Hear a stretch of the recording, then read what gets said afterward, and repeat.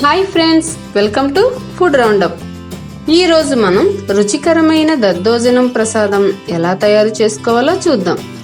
దీనిని చిన్న చిన్న టిప్స్ పాటించి మనం చేసుకుంటే గుడిలో పెట్టే దద్దోజనం ఎంత బాగుంటుందో అంతే కమ్మగా ఉంటుంది.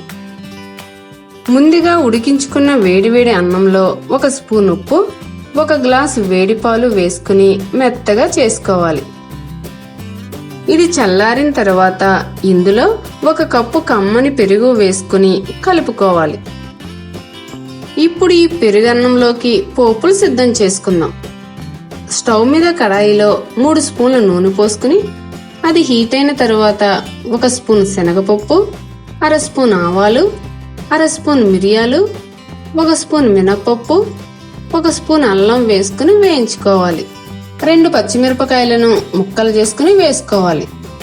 1/2 స్పూన్ జీలకర్ర, కొద్దిగా కొత్తిమీర, కరివేపాకు వేసుకోవాలి. 3 ఎండుమిరపకాయలు వేసుకుని వేయించుకోవాలి. ఇవన్నీ బాగా వేగిపోయిన తర్వాత స్టవ్ ఆఫ్ చేసుకోవాలి. ఈ వేయించి పెట్టుకున్న పోపులను సిద్ధంగా ఉంచుకున్న అన్నంలో వేసుకుని కలుపుకోవాలి.